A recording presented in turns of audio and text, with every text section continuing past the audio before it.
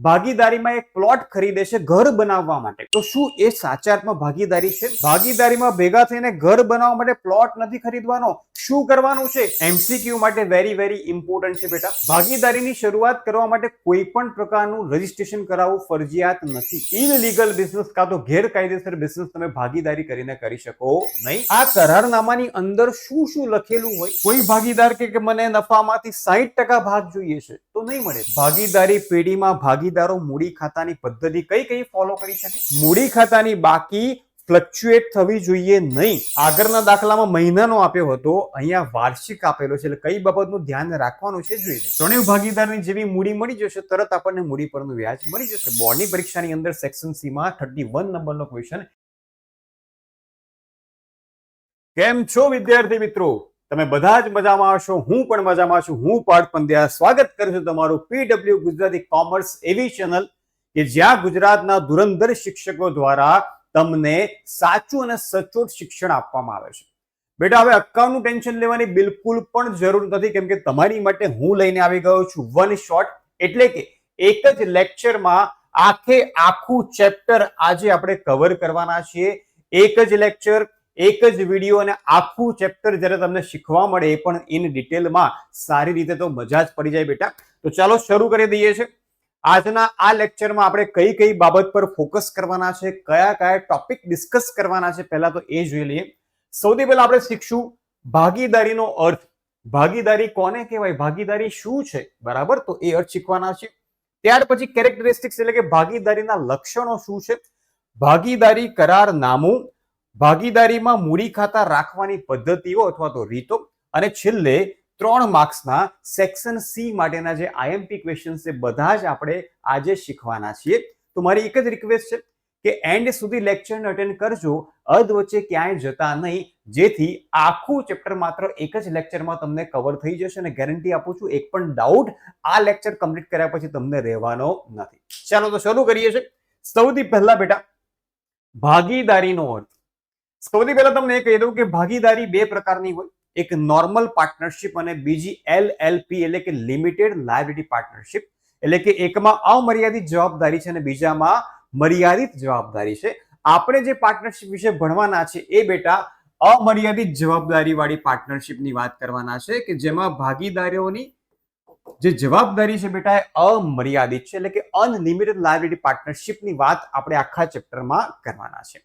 તો ભાગીદારી માટે સ્પેશિયલ ભારતમાં એક કાયદો છે જેને કહેવાય છે બેટા ભારતીય ભાગીદારી કાયદો 1932. 1932 કાયદાની કલમ નંબર 4 માં તમને ડેફિનેશન આપેલી છે, મીનિંગ આપેલું છે કે ભાઈ ભાગીદારી કોને કહેવાય. સપોઝ બે મિત્રો ભેગા થઈને ભાગીદારીમાં પિઝા ખાવા જાય છે, તો શું એ સાચા અર્થમાં ભાગીદારી છે?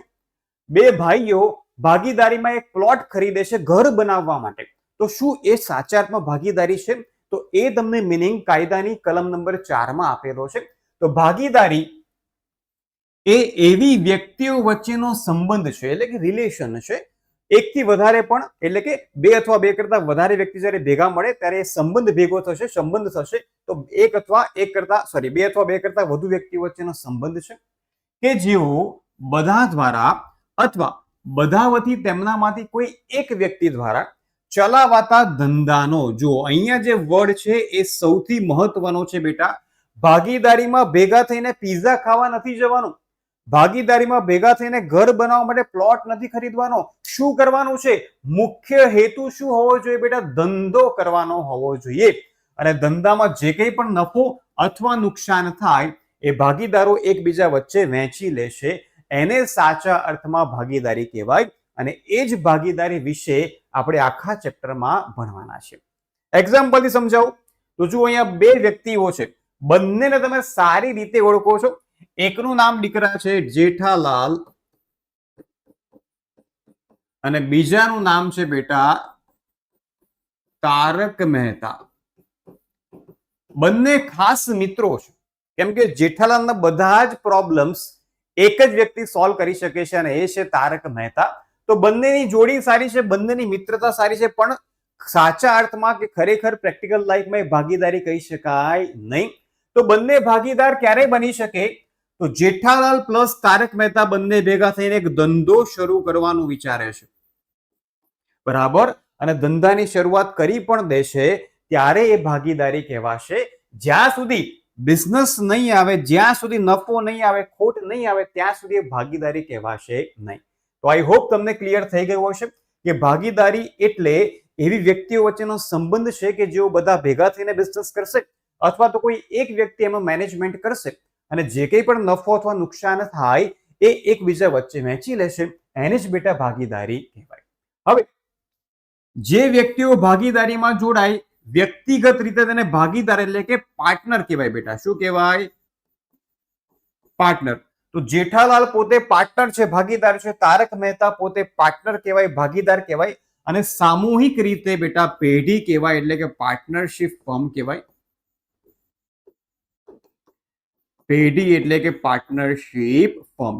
તો જ્યારે બંને ભેગા થાય છે તો બંને ભેગા થયેલા હોય એને આપણે શું કહીશું બેટા?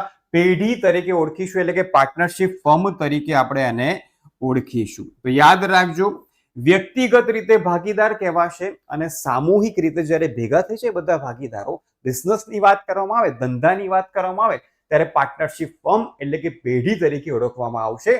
તો આ થયો બેટા મીનિંગ કે ભાગીદારી કોને કહેવાય. ચલો વધીએ છીએ આગળ ભાઈ.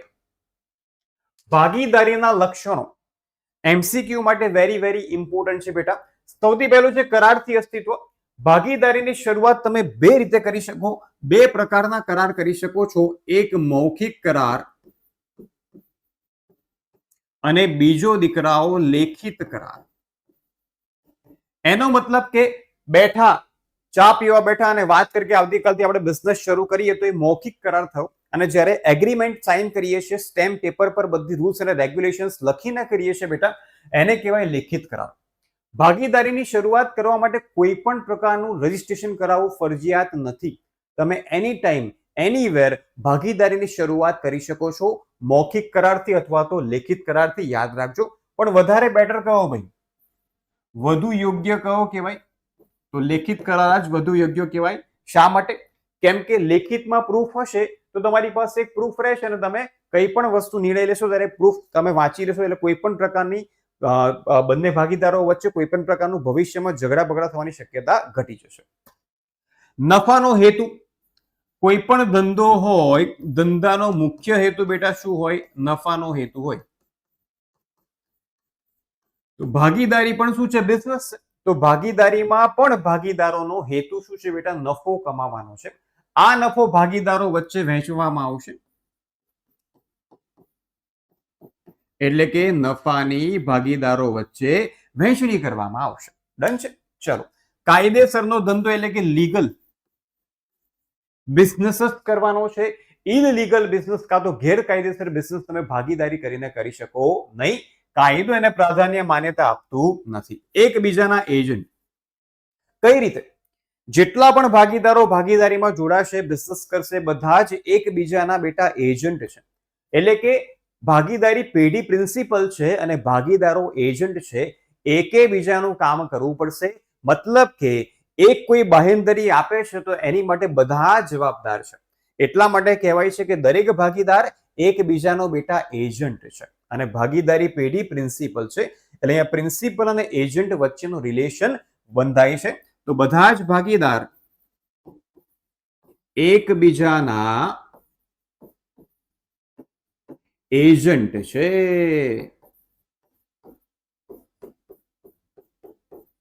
ચલો ડન છે.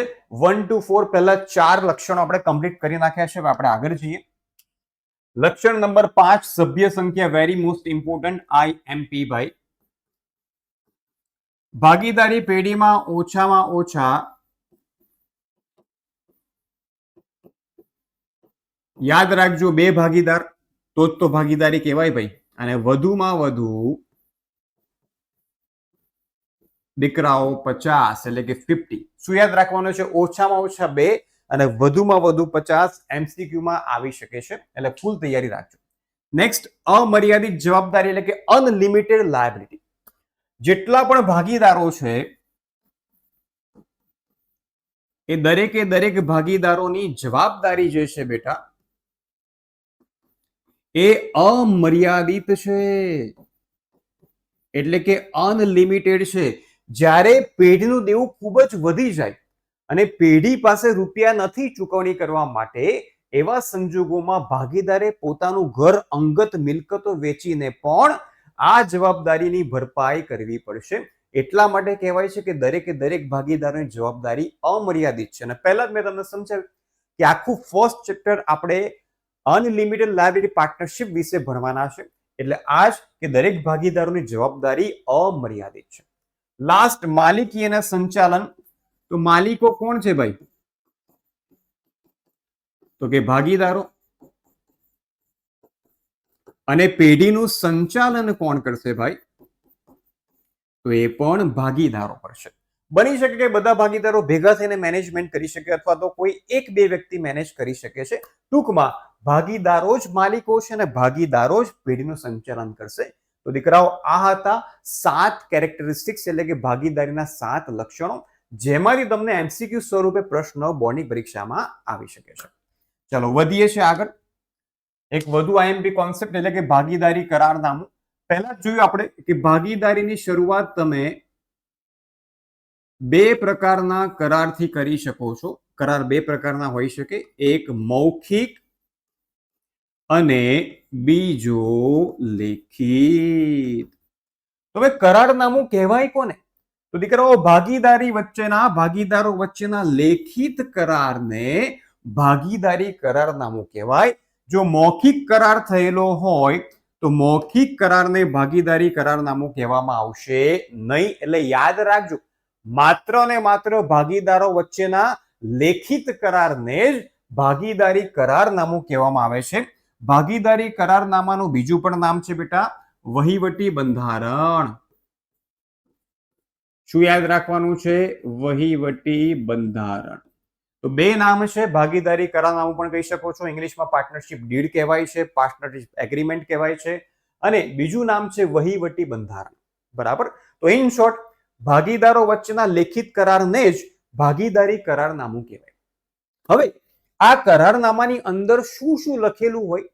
તો કોમનલી વાત કરીએ તો સૌથી પહેલા પેઢીનું નામ, પેઢીનું સરનામું એટલે કે પેઢીની ઓફિસ ક્યાં છે તે, ભાગીદારોના નામ, ભાગીદારોના સરનામા, ત્યાર પછી કયા ભાગીદારે કેટલું મૂડી રોકાણ કર્યું, મૂડી પર વ્યાજ કેટલું મળશે કે નહીં, ત્યાર પછી ઉપાડ કેટલો કરી શકાય, ઉપાડ પર વ્યાજ મળશે કે નહીં અને મળશે તો કેટલા ટકા મળશે, ત્યાર પછી કોઈ પણ ભાગીદારને પગાર, બોનસ, કમિશન મળશે કે નહીં અને મળશે તો કેટલું મળશે, ત્યાર પછી નવો ભાગીદાર ધંધામાં આવે તો એની જોગવાઈ શું છે, કોઈ ભાગીદાર નિવૃત્ત થાય તો એની જોગવાઈ શું છે, કોઈ ભાગીદારનું અકાળે મૃત્યુ થઈ જાય તો એની જોગવાઈ શું છે, પેઢીને બંધ કરવી હોય, પેઢીનું વિસર્જન કરવું હોય તો એની જોગવાઈ શું છે. બધી જ વસ્તુઓ બેટા ભાગીદારી કરારનામાની અંદર, વહીવટી બંધારણની અંદર લખેલી હોય છે.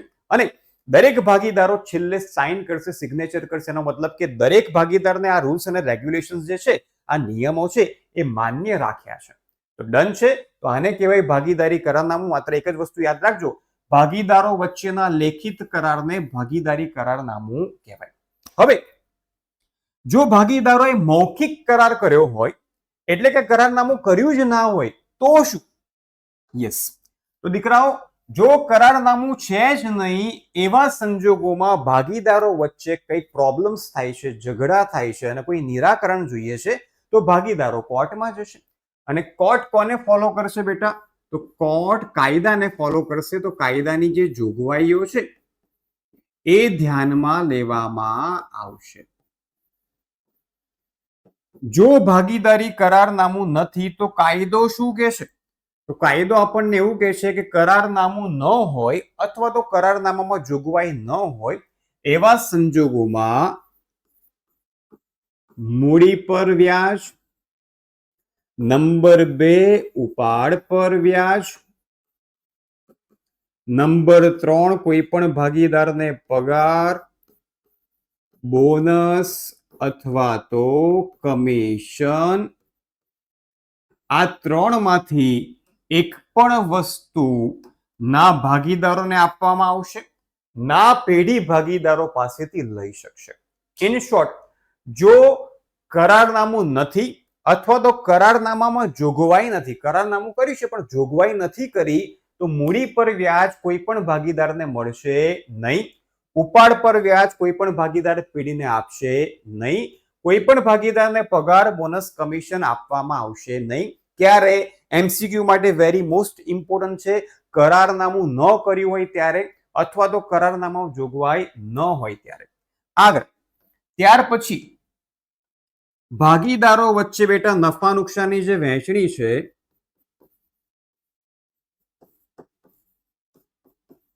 એ નફા કે નુકસાનની વહેંચણી ભાગીદારો વચ્ચે સરખા પ્રમાણમાં કરવામાં આવશે. કોઈ ભાગીદાર કે મને નફામાંથી 60% ભાગ જોઈએ છે તો નહીં મળે ભાઈ. કેમ? કેમ કે કરારનામું નથી અને કરારનામું ન હોય ત્યારે જે કંઈ પણ નફો થયો હોય એ ભાગીદારો વચ્ચે સરખા પ્રમાણમાં જ વહેંચવામાં આવશે. અને લાસ્ટ જે વધારે ઇમ્પોર્ટન્ટ છે નંબર 5, ભાગીદારે આપેલ પેઢીને લોન.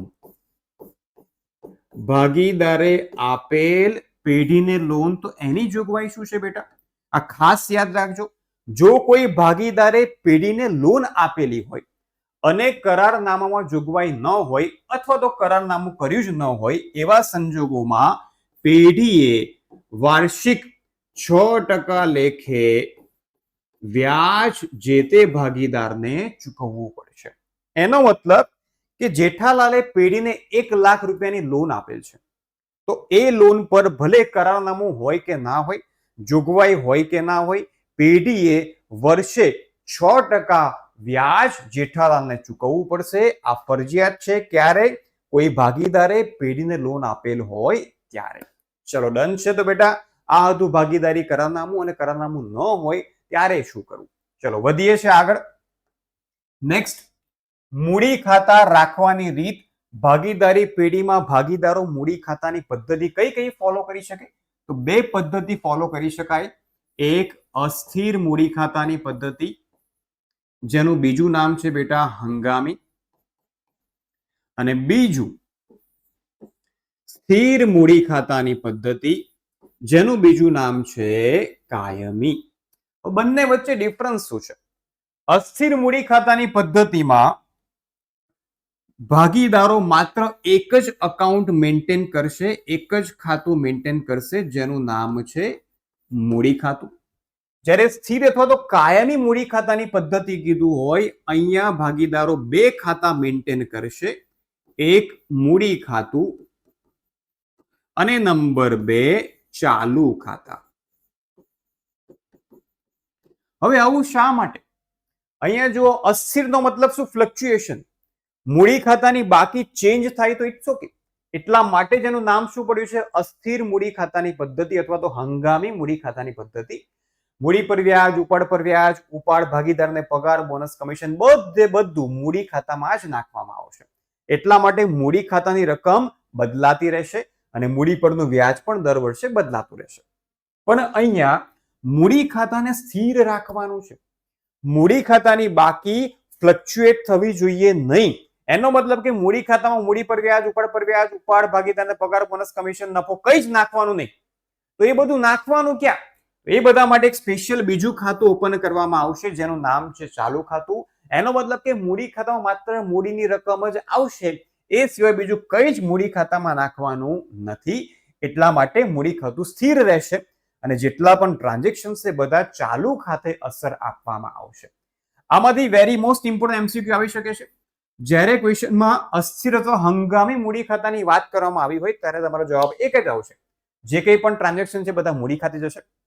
પણ જો પ્રશ્નમાં સ્થિર અથવા કાયમી પૂછ્યું હોય ત્યારે તમારો એક જ જવાબ આવશે કે બધા ટ્રાન્ઝેક્શન્સની અસર ચાલુ ખાતે જશે અને અસ્થિર હંગામીમાં બધા ટ્રાન્ઝેક્શન્સની અસર તમારે મૂડી ખાતે નાખવાની છે. ડન છે વિદ્યાર્થી મિત્રો. દરેક આઈએમપી જે થિયરી છે એમસીક્યુ માટે એ આપણે કમ્પ્લીટ કરી નાખી છે, ક્લિયર કરી લીધી છે. આમાંથી જ બોર્ડની પરીક્ષાની અંદર એમસીક્યુ સ્વરૂપે ક્વેશ્ચન આવી શકે છે. હવે આપણે દાખલાની શરૂઆત કરી દઈએ. જે 3 માર્ક્સના દાખલા છે સેક્શન સી માં આવશે બેટા, વિભાગ સી માં. ક્વેશ્ચન નંબર સર કયો આવશે? ક્વેશ્ચન નંબર 31 બોર્ડની પરીક્ષામાં આવશે. બરાબર છે? ઓકે, વાંચીએ. હિરલ દર મહિનાની શરૂઆતમાં 500 નો ઉપાડ કરે છે. જો ઉપાડ પર વાર્ષિક 10% લેખે વ્યાજ વસૂલ કરવાનું હોય તો કુલ વાર્ષિક ઉપાડ અને ઉપાડ પર વ્યાજ શોધો. બે પ્રશ્નો તમને પૂછવામાં આવ્યા છે. એક હિરલ નામની ભાગીદાર છે જે દર મહિને પેઢીમાંથી જુઓ 500 રૂપિયાનો ઉપાડ કરે છે અને ક્વેશ્ચન 2 છે. સૌથી પહેલા આપણે ફાઇન્ડ કરવાનું છે કુલ વાર્ષિક ઉપાડ. શોધી નાખીએ તો કુલ ઉપાડ કેટલો થાય. વિદ્યાર્થી મિત્રો, વર્ષની અંદર મહિના કેટલા હોય? 12 મહિના હોય. જો દર મહિને 500 નો ઉપાડ કરે ભાગીદાર તો 500 ગુણ્યા 12 વાર્ષિક ઉપાડ બોલો કેટલો થાય ભાઈ? વાર્ષિક ઉપાડ રૂપિયા 6000 થાય. ચલો, પહેલું કેલ્ક્યુલેશન થઈ ગયું છે, પહેલો જવાબ મળી ગયો છે. બીજો આન્સર, બીજું આપણે ફાઇન્ડ કરવાનું છે ઉપાડ પર વ્યાજ. આઈએમપી છે, યાદ રાખજો. ઉપાડ પર વ્યાજ ગણવાની ફોર્મ્યુલા છે. ફોર્મ્યુલા છે I = PRN છેદમાં 100. ચલો, P શું છે, R શું છે, N શું છે સમજી લે, જેથી ક્યારેય ભૂલ ના પડે. દીકરાઓ, P = પ્રિન્સિપલ અમાઉન્ટ એટલે કે વ્યાજની રકમ. પણ કેવી વ્યાજની રકમ? માસિક, મહિનાની રકમ તમારે લેવાની છે. તો માસિક ઉપાડ જ લેવાનો છે, યાદ રાખજો. ક્વેશ્ચનમાં પણ તમને માસિક એટલે કે મહિનાનો જ ઉપાડ આપેલો છે અને એ છે 500 રૂપિયા. R એટલે કે રેટ ઓફ ઇન્ટરેસ્ટ, વ્યાજનો દર તમને આપ્યો છે 10 એટલે 10/100. અને સૌથી વધારે આઈએમપી મહિનાની શરૂઆતમાં કીધું છે કે મહિનાની અંતે કીધું છે. જો મહિનાની શરૂઆતમાં કીધું હોય તો 78/12 તમારે લેવાના છે અને દર મહિનાની અંતે કીધું હોય તો 66/12 તમારે લેવાના છે. તો અહીંયા શરૂઆતમાં કીધું છે એટલા માટે 78/12 લઈશું અને જો દર મહિનાની અંતે કીધું હોય ત્યારે 66/12 યાદ રાખજો. અહીંયા હું લખી દઉં છું ભાઈ, જેથી ભૂલ ન પડે. ચલો, શરૂઆતમાં મહિનાની શરૂઆતમાં કીધું હોય તો n = 78/12 અને અંતમાં કીધું હોય તો n = 66/12 તમારે લેવાના છે. ચલો, ડન છે ભાઈ? ઓકે, ચાલો ગણતરી કરી દઈએ, કેલ્ક્યુલેશન કરી દઈએ. તો P એટલે કે મંથલી ડ્રોઈંગ્સ 500 ગુણ્યા 10 ગુણ્યા 78 છેદમાં 100 ગુણ્યા 12. ચલો, તમારી પાસે સરસ મજાનું કેલ્ક્યુલેટર હશે, એની અંદર તમારે કેલ્ક્યુલેશન કરી દેવાનું છે. 325 આન્સર મળી ગયો છે.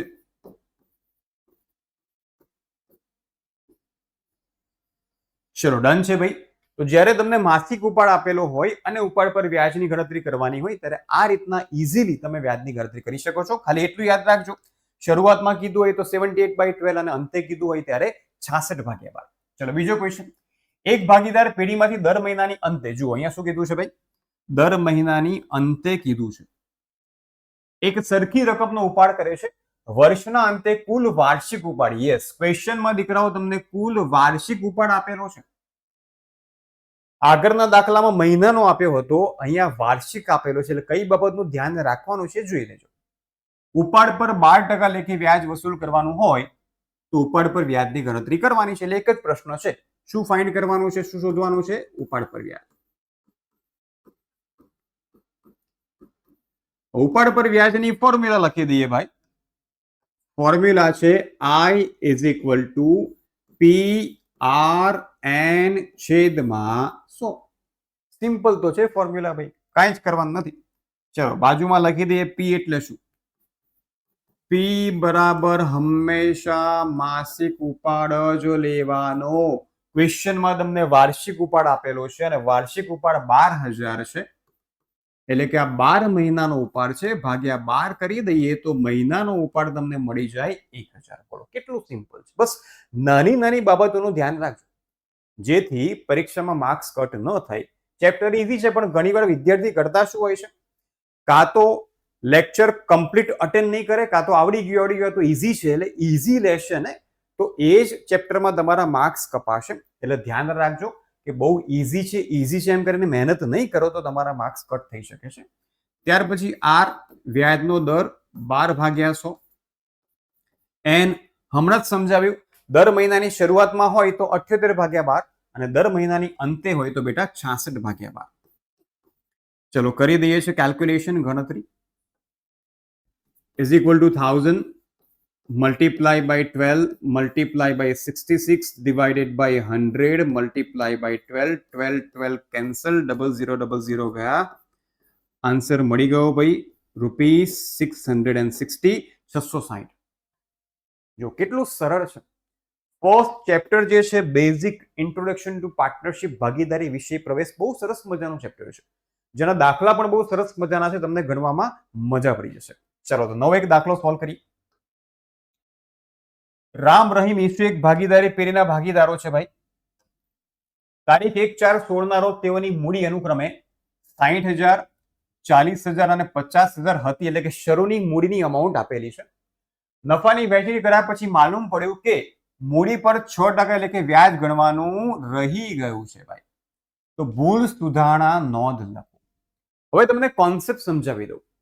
તમે 11th માં ઓલરેડી ભણી ગયા છો ભૂલ સુધારણા, બસ એ જ કોન્સેપ્ટ છે કે જે વસ્તુ રહી ગઈ છે એને ફરીથી કેલ્ક્યુલેટ કરી દો, એની ગણતરી ફરીથી કરી દો, એટલે તમને એનો આન્સર મળી જશે. એકદમ સરળ સિમ્પલ રીતે તમને સમજાવીશ, મગજમાં ફિટ થઈ જશે, ફરી ક્યારેય ભૂલાશે નહીં. તો યાદ રાખજો, જ્યારે પણ ભૂલ સુધારણા નોંધનો દાખલો હોય ત્યારે સૌથી પહેલા આપણે ખાના તૈયાર કરી લઈશું. ખાના તમે પેન્સિલથી કરશો તો પણ ચાલશે અને નહીં કરો તો પણ ચાલશે, પણ ખાના કરવા બેટર છે, જેથી પ્રેઝન્ટેશન તમારું પ્રોપર થઈ શકે. ઓકે, કયા કયા ખાના તૈયાર કરશું? 3 ભાગીદારના 3 ખાના, છેલ્લું ખાનું કુલનું આવશે અને પહેલું ખાનું બેટા વિગતનું આવશે. ઓકે, ચલો ખાના સરસ મજાના તૈયાર થઈ ગયા છે. સૌથી પહેલા લખશું અહીંયા વિગત, ત્યાર પછી રામ, અહીંયા રામનું મૂડીનું વ્યાજ આવશે, કેલ્ક્યુલેશન આવશે. નંબર 2 રહીમ અને ઈસુ, અને છેલ્લું ખાનું એટલે કુલ ટોટલ. ડન. હવે સિમ્પલ લોજિક છે. સ્પષ્ટ દાખલામાં કીધું છે કે મૂડી પર વ્યાજ ગણવાનું રહી ગયું છે ભાઈ, તો ગણી નાખીએ ને. તમને પ્રશ્નમાં જ જવાબ આપેલો છે. શું ગણવાનું રહી ગયું છે ભાઈ? મૂડી પર વ્યાજ ગણવાનું રહી ગયું છે. ચાલો ગણી દઈએ. તો અહીંયા લખી દઈશું મૂડી પર વ્યાજ. હવે જો ત્રણેય ભાગીદારની મૂડી તમને ઓલરેડી આપેલી છે અને ત્રણેય ભાગીદારની મૂડી છે અને આપણી પાસે વ્યાજનો દર પણ છે, એટલે મૂડી પર વ્યાજ ગણી નાખીએ. 60,000 મૂડી છે રામની અને મૂડી પર વ્યાજની ટકાવારી જે પર્સન્ટેજ છે તમને 6% આપેલા છે, તો અહીંયા 3600 રૂપિયા. ત્યારબાદ રહીમ 40,000ના 6% એટલે કે 2400 રૂપિયા અને 50,000ના 6% એટલે કે 3,000. 3 ને 2 5 ને 6 3 9,000 કુલ સરવાળો થાય છે. હવે એક વસ્તુ તમારે દીકરાઓ યાદ રાખવાની છે, જ્યારે પણ મૂડી પર વ્યાજની ગણતરી કરવાની રહી ગઈ હોય અને જ્યારે મૂડી પર વ્યાજ ગણશું ત્યારે મૂડી પર વ્યાજની રકમ તમારે પ્લસમાં મૂકવાની છે. કેમ સમજાવું છું.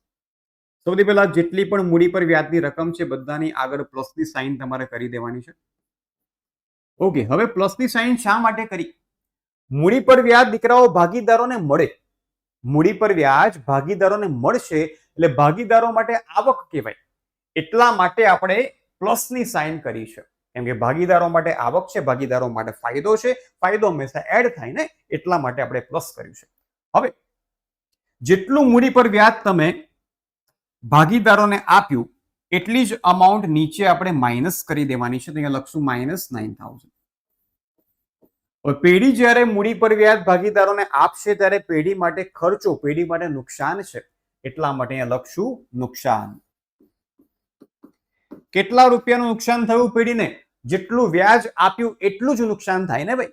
તો 9,000 નું વ્યાજ આપ્યું તો સામે 9,000 નું નુકસાન થયું, અને નફો હોય કે નુકસાન ભાગીદારો વચ્ચે કયા પ્રમાણમાં વહેંચાય? નફા નુકસાનના પ્રમાણમાં વહેંચાય. તો એ લખી દઈશું નુકસાન. ક્વેશ્ચનમાં તમને પ્રમાણ આપેલું નથી, પ્રમાણ જ્યારે ના આપ્યું ત્યારે સરખું પ્રમાણ ધ્યાનમાં લઈશું. 9,000 ના 3 ટુકડા કરી દઈએ ભાઈ, તો 3 3 3 આપણે માઇનસ કરશું. શા માટે માઇનસ કરશું? કેમ કે નુકસાન છે. ચલો હવે તો બહુ સિમ્પલ, ગણિત પ્લસ માઇનસ કરવાનું છે ભાઈ, અને મોટી જે સંખ્યા છે એની નિશાની. 3600 માંથી 3,000 ગયા તો +600 અહીંયા 2400 ઓછા 3000 તો ઓછા 600. અહીંયા ડેશ એટલે કે 0 0. હવે જેનો જવાબ માઇનસમાં આવ્યો હોય એનું મૂડી ખાતું ઉધાર કરશું અને જેનો જવાબ પ્લસમાં આવ્યો હોય એનું મૂડી ખાતું જમા કરશું. તો આ ઉધાર થઈ જશે અને આ જમા થઈ જશે. જો કેટલું સિમ્પલ છે. આટલું સિમ્પલ છે ભૂલ સુધારણા અને બોર્ડની પરીક્ષા માટે મોસ્ટ ઇમ્પોર્ટન્ટ કોન્સેપ્ટ છે. ચલો ડન છે. હવે આમ નોંધ લખી દઈએ, જેને કહેવાય ભૂલ સુધારણા નોંધ.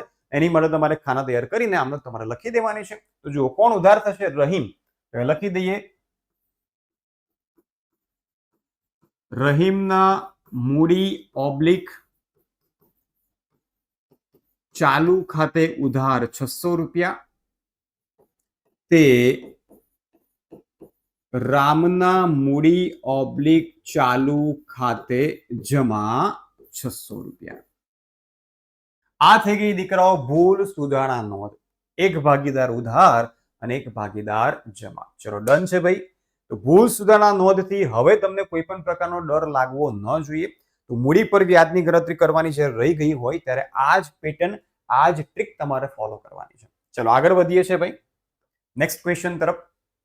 લતા, ગીતા અને પ્રવીણા એક ભાગીદારી પેઢીના ભાગીદાર છે. નફાની વહેંચણી કર્યા પછી માલુમ પડ્યું કે ઉપાડ પર વ્યાજ 2700, 1200 અને 1500 ગણવાનું રહી ગયું છે. ભૂલ સુધારણા નોંધ લખો. હવે પેલામાં મૂડી પર વ્યાજ રહી ગયું હતું, આમાં ઉપાડ પર વ્યાજ રહી ગયું છે. અહીંયા તમારે ઉપાડ ઉપર વ્યાજ શોધવાનું નથી, તમને ડાયરેક્ટ અમાઉન્ટ આપેલી છે. ચાલો તો ફટાફટ ખાના તૈયાર કરી દઈએ ભાઈ. પહેલું ખાનું આ કુલનું, ભાગીદાર 1, ભાગીદાર 2, ભાગીદાર 3 અને આગળ વિગત આવી જશે. ચાલો નામ લખી દઈએ ભાઈ અને હેડિંગ્સ આપી દઈએ. તમે પેન્સિલથી ખાના તૈયાર કરજો બરાબર, એમાં કંજુસાઈ ન કરતા. વિગત લતા, ગીતા અને પ્રવીણા અને અહીંયા કુલ. સેમ આગળના દાખલા જો મૂડી પર વ્યાજ ગણવાનું રહી ગયું હતું તો મૂડી પર વ્યાજ પહેલા ગણ્યું હતું ને, તો અહીંયા ઉપાડ પર વ્યાજની ગણતરી રહી ગઈ છે. તો સૌથી પહેલા ઉપાડ પર વ્યાજ ગણી નાખીએ ભાઈ. તો અહીંયા હેડિંગ આપી દઈએ ઉપાડ પર વ્યાજ. ડાયરેક્ટ અમાઉન્ટ તમને આપેલી છે 2700, 1200 અને 1500. ચલો 2 ને 1 3 ને 4, 4 ને 1 5, 5 ને 5400. ઓકે. હવે મૂડી પર વ્યાજ ભાગીદારોને મળે, ભાગીદારો માટે આવક કહેવાય એટલા માટે પ્લસ કર્યું હતું, પણ ઉપાડ પર વ્યાજ છે ભાગીદારો માટે ખર્ચ કહેવાય, તો અહીંયા એની સાઇન કરી દઈશું બેટા માઇનસ. ચલો ડન છે ભાઈ, એકદમ સિમ્પલ છે. યાદ રાખજો મૂડી પર વ્યાજ હોય તો પ્લસ કેમ કે ભાગીદાર માટે આવક છે, અને ઉપાડ પર વ્યાજ હોય તો માઇનસ કેમ કે ભાગીદાર માટે ખર્ચ છે. હવે જેટલી રકમ તમે ઉપર માઇનસ કરી છે એટલી જ અમાઉન્ટ આપણે નીચે પ્લસ કરી દઈશું. તો અહીંયા પ્લસ 5400. હવે પ્લસમાં શું હોય, નફો કે નુકસાન? તો બેટા નફો જ હોય ને. કેમ? કેમ કે ભાગીદારો ઉપાડ પર વ્યાજ પેઢીને આપશે તો પેઢી માટે નફો કહેવાશે. તો સેકન્ડ કેલ્ક્યુલેશન નફાની વહેંચણી.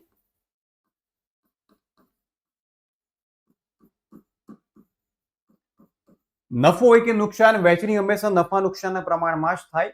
પણ અગેન ક્વેશ્ચનમાં ક્યાંય નફા નુકસાનનું પ્રમાણ નથી આપેલું, એટલે કે 1:1:1. 18 તરી 54 એટલે કે પ્લસ 1800. ત્રણેય ભાગીદારને કેટલો નફો મળી જશે? 1800, 1800, 1800. ચાલો પ્લસ માઇનસ કરી દઈએ ભાઈ. -27 પ્લસ 18 એટલે કે -900. મોટી સંખ્યાની નિશાની કરીશું. હવે ઓછા 1200 વત્તા 1800 એટલે પ્લસ 600 અને અહીંયા પ્લસ 300 અને અહીંયા ડેશ. હવે સિમ્પલ, જે ભાગીદારનો જવાબ માઇનસમાં આવે છે એને ઉધાર કરવાનું છે અને જેનો જવાબ પ્લસમાં આવ્યો છે એને આપણે જમા કરી દઈશું. તો આમ નોંધ લખી દઈએ ભાઈ, ભૂલ સુધારણા નોંધ લખી દઈએ. ઉધાર કોણ થશે? લતા. લતાના મૂડી ઓબ્લિક ચાલુ ખાતે ઉધાર કેટલા રૂપિયા ઉધાર કરવાના છે? તો 900 રૂપિયા. તે ગીતાના મૂડી ઓબ્લિક ચાલુ ખાતે 600 રૂપિયા. તે પ્રવીણાના મૂડી ઓબ્લિક ચાલુ ખાતે 300 રૂપિયા. બોલો કેટલું સિમ્પલ છે. તો યાદ રાખજો, મૂડી પર વ્યાજ ગણવાનું રહી ગયું હોય કે ઉપાડ પર વ્યાજ ગણવાનું રહી ગયું હોય, આ રીતના તમે ઇઝીલી દાખલો ગણી શકશો. ખાલી એક વસ્તુ યાદ રાખજો, મૂડી પર વ્યાજ પ્લસમાં લખવાનું છે અને ઉપાડ પર વ્યાજ માઇનસમાં લખવાનું છે. ચાલો વધીએ છે ભાઈ આગળ. યુસુફ, હારૂન અને કોડાવાલા 3:2:1 પ્રમાણમાં નફો નુકસાન વહેંચતા ભાગીદારો છે. કોડાવાલાને નફામાંથી ઓછામાં ઓછા 36,000 મળશે જ. નફાની ગેરંટી વાળો દાખલો છે ભાઈ. કોડાવાલાને ઓછામાં ઓછા 36,000 મળશે જ એવી ખાતરી યુસુફ અને હારૂને આપી છે. અને પેઢીનો કુલ નફો જો ₹1,80,000 હોય તો ખરેખર કોને કેટલો નફો મળશે એ શોધવાનો છે. કોન્સેપ્ટ તમને સમજાવી દઉં. અહીંયા બે ભાગીદારો ત્રીજા ભાગીદારને ગેરંટી આપે છે કે તને વાર્ષિક નફામાંથી ઓછામાં ઓછા આટલા તો મળશે. હવે જો એના કરતા કદાચ ઓછી રકમ મળે તો એ રકમની ભરપાઈ જેણે ગેરંટી આપી છે એ બંને ભાગીદારોએ કરવી પડશે. એ પણ કઈ રીતે? સરખી નહીં, પોતાના નફા નુકસાનના પ્રમાણમાં જે ભરપાઈ કરી આપવી પડશે. ચાલો જોઈ લઈએ કઈ રીતના દાખલો કરવામાં આવશે. સૌથી પહેલા આપણે નફાની વહેંચણી કરી દઈએ. નફો વહેંચીએ તો જ આપણને ખબર પડશે કે કોના ભાગે કેટલો નફો આવ્યો. પહેલું કેલ્ક્યુલેશન, નફાની વહેંચણી. 3 ભાગીદારો છે, યુસુફ, હારૂન અને કોડાવાલા. તો નફાને વહેંચી દઈએ. કુલ 1,80,000 નફો છે અને પ્રમાણ તમને આપેલું છે 3:2:1. હવે યાદ રાખજો, જો કદાચ આવા દાખલામાં તમને મૂડીનું પ્રમાણ આપેલું હોય તો મૂડીના પ્રમાણમાં નફો વહેંચાય નહીં. એવા સંજોગોમાં તમારે સરખું પ્રમાણ ધ્યાનમાં લેવાનું છે. તો 1,80,000 મલ્ટીપ્લાય 3/6. ચલો પહેલા લખી દઈએ, પછી મલ્ટીપ્લિકેશન કરી દઈએ. 2/6 અને 1,80,000 મલ્ટીપ્લાય 1/6. હવે જોઈ લઈએ કોના ભાગે કેટલો નફો આવશે. કોના ભાગે કેટલો નફો આવશે? તો અહીંયા 90,000 આવશે, અહીંયા 60,000 અને અને અને કોડાવાલાને કેટલો નફો મળશે બેટા? 30,000 નફો મળશે. ઓકે, હવે સીધે સીધું આપણે જોઈ શકીએ છીએ ગેરંટી કેટલા રૂપિયાની આપી હતી? 36,000 ની. પણ કોડાવાલાના ભાગે નફો કેટલો આવ્યો? 30,000. કેટલા રૂપિયા ઓછા આવ્યા? 6,000 રૂપિયા ઓછા આવ્યા. તો આ 6,000 આપવાની જવાબદારી કોની ભાઈ? યુસુફ અને હારૂનની. તો અહીંયા તમારે એક નોટ લખી દેવાની છે કે કોડાવાલાને નફામાંથી ₹6,000 ઓછા મળે છે અને આ રકમ યુસુફ અને હારૂન તેમના નફા નુકસાનના પ્રમાણ એટલે કે 3:2 માં આપશે. ચાલો 3,000 ને આપણે અલોકેટ કરી દઈએ 3:2 માં. 6,000 ને તો યુસુફ અને હારૂન કોણ કેટલા રૂપિયા આપશે? કુલ 6,000 રૂપિયા આપવાના થાય છે. તો એ લોકો એમના નફા નુકસાનના પ્રમાણમાં જ આપશે. તો જ્યારે બે વચ્ચે તમે વહેંચણી કરતા હોય ત્યારે 2 નું પ્રમાણ લેવાનું. તો 2 માટે કેટલું થાય બેટા? 3:2. તો ગુણ્યા 3 ભાગ્યા 5 ગુણ્યા 2 ભાગ્યા 5 ઇઝ ઇક્વલ ટુ ₹3600 અને ઇઝ ઇક્વલ ટુ ₹2400. ચલો ક્લિયર છે ભાઈ? તો 6,000 યુસુફ અને હારૂન બંને ભેગા થઈને આપશે, પણ 3,000 નહીં. ઘણા બધા વિદ્યાર્થીઓ હાફ હાફ કરી નાખતા હોય છે. પણ બેટા જે કંઈ પણ નફા નુકસાનનું પ્રમાણ છે એ જ પ્રમાણમાં વહેંચણી કરવામાં આવશે. તો લાસ્ટ કેલ્ક્યુલેશન કરી દઈએ, છેલ્લું કેલ્ક્યુલેશન. કોને કેટલો નફો મળશે ભાઈ? તો નફાની સાચી વહેંચણી કઈ રીતે થશે? તો સૌથી પહેલા યુસુફને પહેલા 90,000 નફો મળ્યો હતો. ત્યારબાદ હારૂનને 60,000 નફો મળ્યો હતો અને કોડાવાલાને 30,000 નફો મળ્યો હતો. હવે સિમ્પલ લોજિક છે, આપણે બધું કેલ્ક્યુલેશન કરી દીધું છે. યુસુફ પોતાના નફામાંથી 3600 રૂપિયા કોડાવાલાને આપી દેશે. તો અહીંયાથી -3600 કરી દઈશું. બરાબર. તો યુસુફના ભાગે કેટલો નફો રહેશે ભાઈ? 86,400. એ જ રીતે હારૂન પોતાના 60,000 માંથી 2400 રૂપિયા કોડાવાલાને આપી દેશે. તો -2400.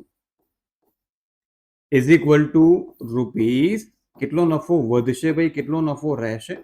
57,600 હારુનો નફો રહેશે. અને કોડાવાલાને ગેરંટી પ્રમાણે 6000 એડ કરી આપીશું. તો જે ગેરંટી આપી હતી એ પ્રમાણે કોડાવાલાના ભાગે નફો કેટલો આવી ગયો ભાઈ? 36,000 નફો આવી ગયો. તો આ થયું દીકરાઓ સાચું કેલ્ક્યુલેશન કે કોને કેટલો નફો મળશે. તો યુસુફને 86,400 મળશે, હારૂનને 57,600 મળશે અને કોડાવાલાને રૂપિયા 36,000 નફો મળી જશે.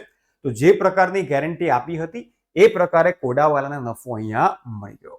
ચલો આને કહેવાય નફાની ગેરંટી વાળો ક્વેશ્ચન. આગળ વધીએ છે ભાઈ. એક પીઢીના ભાગીદાર ગિરીશની ઉપાડની 80,000 તથા વહેંચણી પાત્ર નફાની 80. ઓકે, તો અહીંયા અમાઉન્ટ મિસ્ટેક છે. ચલો અમાઉન્ટ આપણે ચેન્જ કરી દઈએ છીએ. તો ઉપાડને કરી દઈએ છીએ આપણે અહીંયા 8,000. ત્યારબાદ વહેંચણી પાત્ર નફો 80,000 જ રાખીએ છીએ અને અહીંયા કરી દઈએ છીએ ઓકે સોરી નફો કરી દઈએ છીએ 6,000 અને અહીંયા આપણે 80,000 રહેવા દઈએ છીએ. મૂડી પર વાર્ષિક 8% લેખે વ્યાજ ગણો. બરાબર. હવે જો તમે કહેશો કે સર 8% સીધે સીધા મૂડી આપેલી તો છે, તો 80,000 ના 8% કરી દઈએ તો બેટા ના, અહીંયા તમને આખરની મૂડી આપેલી છે એટલા માટે તમે ડાયરેક્ટ 80,000 ના 8% નહીં કરી શકો. શા માટે? કેમ કે મૂડી પર વ્યાજની રકમ હંમેશા મૂડીની શરૂઆતની બાકી પર જ ગણવામાં આવે છે. આખરની બાકી પર ક્યારેય મૂડીનું વ્યાજ ન ગણાય. તો આપણે શરૂની મૂડી શોધવી પડશે. એની માટે એક સરસ મજાની ફોર્મ્યુલા તમારે યાદ રાખવાની છે. શરૂની મૂડી બરાબર, સિમ્પલ ક્વેશ્ચન છે, માત્ર 30 સેકન્ડ્સમાં આન્સર આવી જશે. શરૂની મૂડી બરાબર આખરની મૂડી પ્લસ ઉપાડ માઇનસ નફો.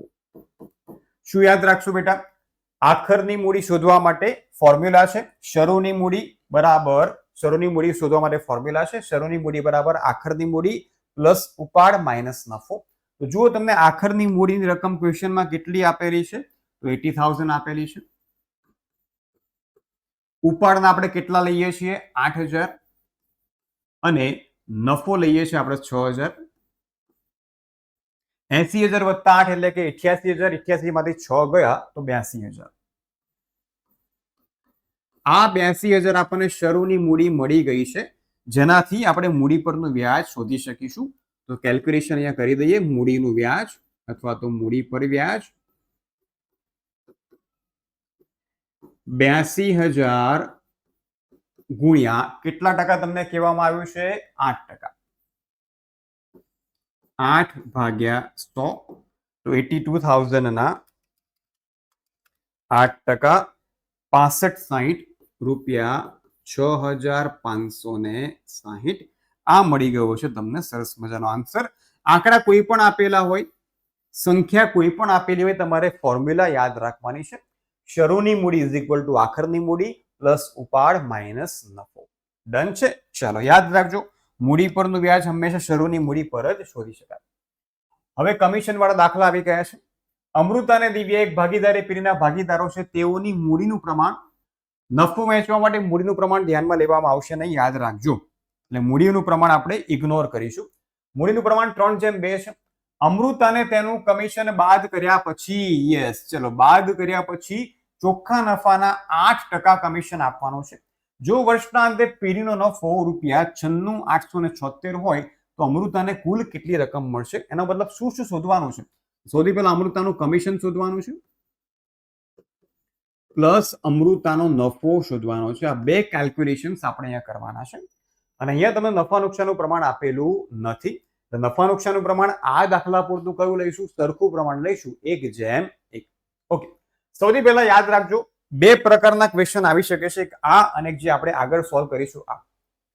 તમારે યાદ રાખવાનું છે કે જો પ્રશ્નમાં કમિશન બાદ કર્યા પછી ચોખ્ખા નફાના અમુક ટકા કમિશન આપવાનું હોય, આવું કીધું હોય, સાથે સાથે તમને પેઢીનો નફો પણ આપેલો હોય, એવા સંજોગોમાં કમિશન શોધવા માટે કઈ ફોર્મ્યુલા ધ્યાનમાં લેવી? તો જોઈ લો. સૌથી પહેલું કેલ્ક્યુલેશન ભાઈ, અમૃતાનું કમિશન.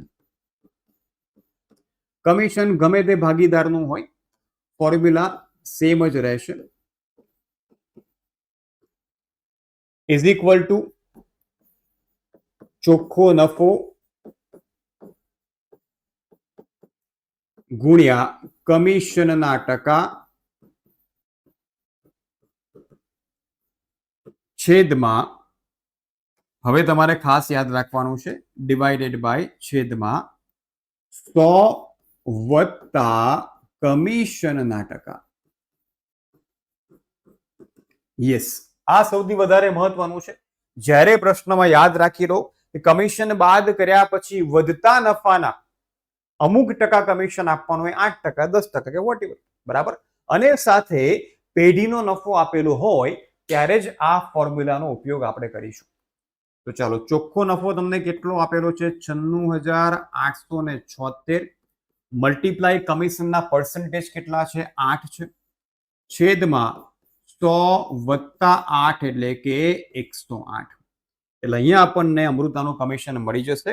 તો 96,876 ગુણ્યા 8 ભાગ્યા 108 એટલે રૂપિયા 7,176. આ મળી ગયું આપણને અમૃતાનું કમિશન. ચલો, એક જવાબ આપણને મળી ગયો છે. હવે આપણે શું શોધવાનું બાકી રહ્યું છે? અમૃતાનો નફો શોધવાનો બાકી રહ્યો છે. હવે સિમ્પલ લોજિક છે. પેઢીનો કુલ નફો કેટલો હતો? 96,876. એમાંથી કમિશન બાદ થઈ જાય તો પછીનો જે નફો છે એ જ નફો ભાગીદારોને મળશે. એટલે અહીંયા આપણે હવે શોધીશું કમિશન પછીનો નફો.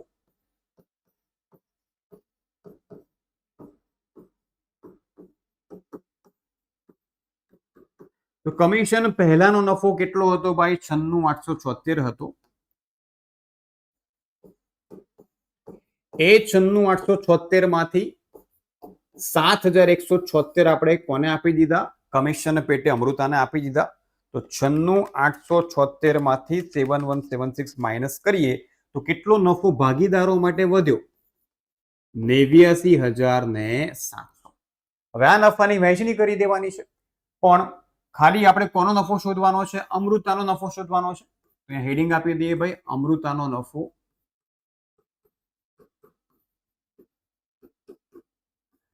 89,700 ગુણ્યા 1/2. શા માટે 1/2? કેમ કે પ્રશ્નમાં મૂડીનું પ્રમાણ આપ્યું છે, જે ધ્યાનમાં લઈશું નહીં. જ્યારે મૂડીનું પ્રમાણ આપ્યું હોય ત્યારે નફા નુકસાનનું પ્રમાણ 1:1 થાય. તો ભાગ્યા 2 કરી દઈએ, સરખા ભાગે વહેંચાઈ જશે. 44,850. શું સર દાખલો પૂરો થઈ ગયો? ના બેટા, નફો શોધાઈ ગયો. હવે બંનેનો સરવાળો કરવાનો છે. જો અહીંયા પ્લસની સાઇન છે તો હેડિંગ આપી દઈએ, અમૃતાને મળતી કુલ રકમ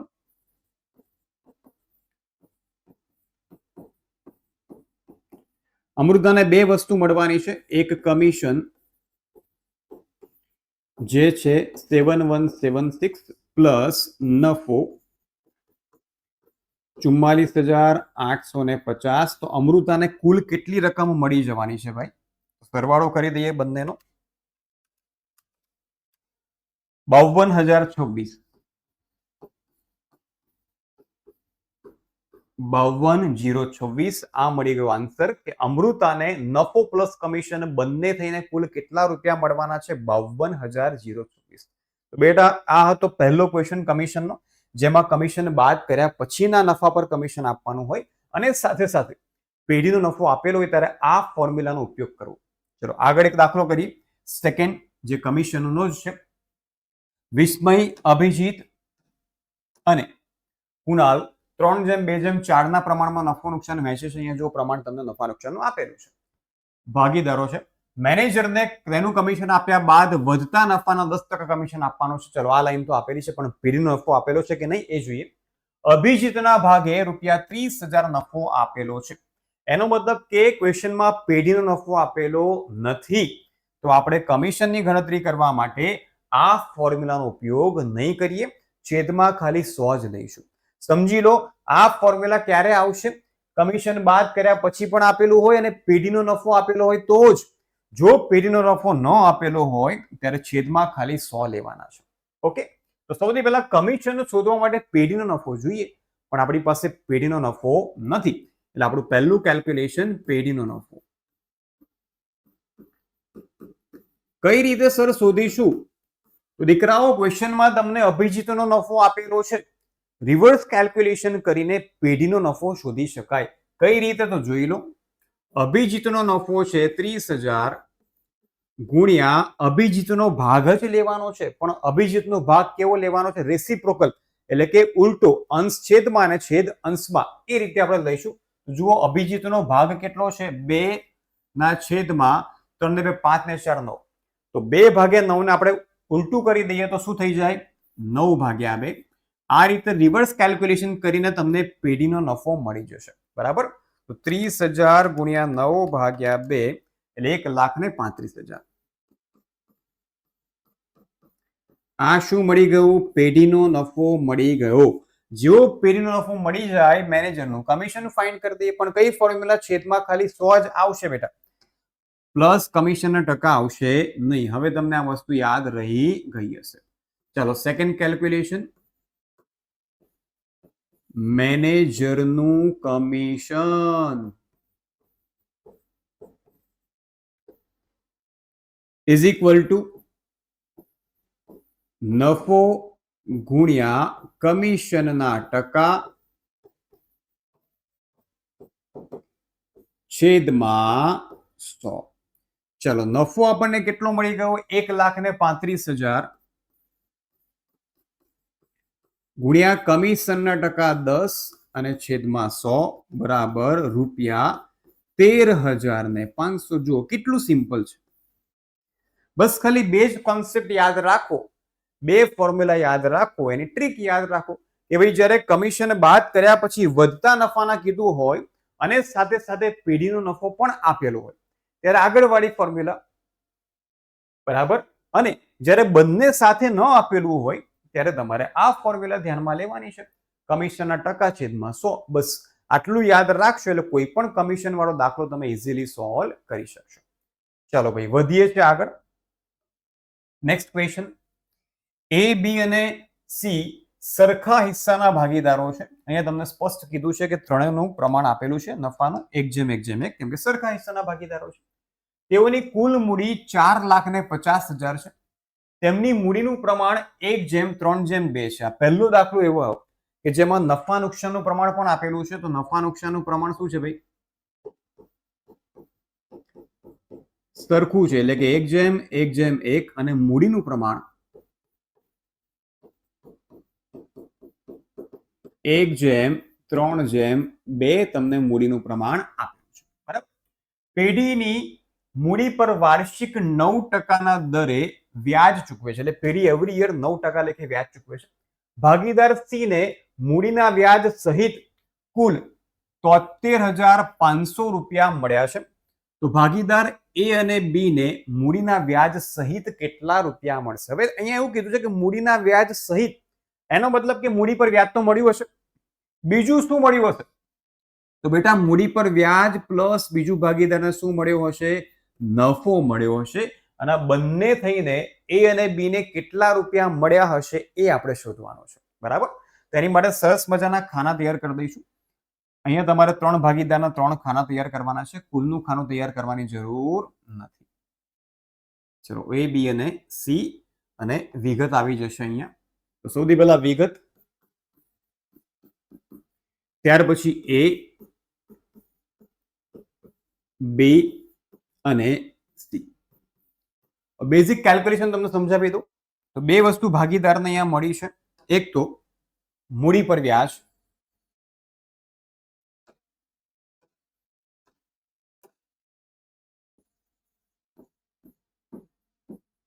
પ્લસ નફો. હવે ક્વેશ્ચનમાં તમને એવું કીધું છે કે ભાગીદાર સી ને મૂડી પરનું વ્યાજ વત્તા નફો બંને થઈને કેટલા રૂપિયા મળ્યા છે? 73,500. ક્લિયર છે? તો એ અને બી ને કેટલા રૂપિયા મળ્યા હશે એ આપણે અહીંયા કેલ્ક્યુલેશન ગણતરી કરવાની છે. એની માટે સૌથી પહેલા મૂડી પર વ્યાજ જોઈશે. મૂડી પર વ્યાજ શોધવા માટે કુલ મૂડી જોઈશે. બરાબર. એટલે કે કુલ મૂડી પેઢીની 4,50,000 છે, પણ એની કેટલી, બીની કેટલી અને સીની કેટલી એ તમને અહીંયા આપેલું નથી. તો સૌથી પહેલા તો આપણે ભાગીદારોની મૂડી શોધવી પડશે ભાઈ.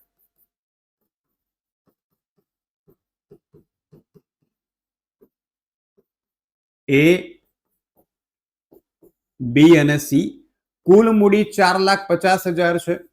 એ 4,50,000 ને આપેલ મૂડીના પ્રમાણમાં ત્રણેય ભાગીદારો વચ્ચે આપણે વહેંચણી કરવી પડશે. યાદ રાખજો, જ્યારે મૂડીની વહેંચણી કરતા હોઈએ ત્યારે મૂડીનું પ્રમાણ ધ્યાનમાં લઈશું, અને જ્યારે નફાની વહેંચણી કરતા હોઈએ ત્યારે નફા નુકસાનનું પ્રમાણ તમારે ધ્યાનમાં લેવાનું છે. તો એ મૂડીનું પ્રમાણ તમને ક્વેશ્ચનમાં આપેલું છે 1:3:2, એટલે 1/6, 3/6 એન્ડ 2/6. ત્રણેય ભાગીદારની જેવી મૂડી મળી જશે તરત આપણને મૂડી પરનું વ્યાજ મળી જશે. એટલે ક્વેશ્ચન આપણી માટે એકદમ સિમ્પલ બની જશે ભાઈ. ચલો તો મૂડી પરનું વ્યાજ શોધી નાખીએ. સૌથી પહેલા મૂડી ફાઇન્ડ કરી દઈએ તો 4,50,000 ગુણ્યા 1/6, 75,000. ત્યાર પછી 4,50,000 ભાગ્યા 2 એટલે કે 2,50,000, સોરી 2,25,000, અને 450 ભાગ્યા 3 એટલે કે 1.5 લાખ રૂપિયા, 1,50,000. ચલો ત્રણેય ભાગીદારની ઇન્ડિવિજ્યુઅલ મૂડી આપણને મળી ગઈ છે. મૂડી પર વ્યાજ 9% છે, તો 75,000 ના કરી દઈએ ભાઈ 9%, એટલે કે 67,50, 6,750. ત્યારબાદ 2,25,000 ના 9%, 20,250, અને 15,9,135, 13,500. હવે એકદમ સિમ્પલ લોજિક છે ભાઈ, સમજો અહીંયા ધ્યાનથી. મૂડી પર વ્યાજ પ્લસ નફો બંને થઈને 73,500 થાય છે. તો નફો કેટલો હશે? તો સિમ્પલ 73,500 ઓછા 13,500 એટલે કે 60,000 રૂપિયા. આ મળી ગયો ભાગીદાર સી નો નફો. ક્વેશ્ચનમાં તમને એવું કીધું કે ત્રણે ભાગીદાર સરખા હિસ્સાના છે, એનો મતલબ કે જેટલો નફો સી ને મળ્યો હશે એટલો જ નફો એ અને બી ને મળ્યો હશે. તો અહીંયા પણ બંનેમાં 60,000, 60,000. ડન છે. બસ હવે સિમ્પલ સરવાળો કરી લઈએ ભાઈ, એટલે આપણને આન્સર મળી જશે ત્રણેયનો. એકનો તો આપણી પાસે છે 60 વત્તા 6,750 એટલે 66,750. આ કુલ રકમ એની મળી ગઈ જે પ્રશ્નમાં પૂછવામાં આવી હતી. 60 વત્તા 20 એટલે 80,250. આ રકમ આપણને બીની મળી ગઈ. એટલે બંને આન્સર આપણે એકદમ સરળ રીતે શોધી નાખ્યા છે. ક્લિયર છે વિદ્યાર્થી મિત્રો? તો જેટલા પણ ક્વેશ્ચન્સ આપણે આજે સોલ્વ કર્યા છે એ દરેક પ્રશ્નો બોર્ડની પરીક્ષા માટે 3 માર્ક્સ માટે છે. આ સિવાય બીજા એક પણ ક્વેશ્ચન તમારે આ ચેપ્ટરમાંથી બોર્ડની પરીક્ષા માટે કરવાની જરૂર નથી. હા, તમારી સ્કૂલની પરીક્ષામાં શું આવશે શું નહીં એ તમને ખબર છે, બટ બોર્ડની પરીક્ષાની અંદર સેક્શન સી માં 31 નંબરનો ક્વેશ્ચન, એક જ દાખલો બોર્ડની પરીક્ષામાં આ ચેપ્ટરમાંથી આવવાનો છે. એટલે બીજો એક પણ ક્વેશ્ચન તમારે અહીંયા કરવાનો રહેતો નથી. થેન્ક યુ વેરી મચ વિદ્યાર્થી મિત્રો. કંઈ પણ ડાઉટ હોય, કંઈ પણ મૂંઝવણ હોય તો તમે કોમેન્ટ કરી શકો છો, કોમેન્ટ કરીને પૂછી શકો છો. એક કોમેન્ટનો આન્સર તમને મળી જશે. વિદ્યાર્થી મિત્રો ફરીથી મળીશું એક નવા ચેપ્ટરના વન શોટ સાથે. ત્યાં સુધી આવજો, મહેનત કરતા રહેજો અને સારામાં સારું પરિણામ લાવતા રહેજો.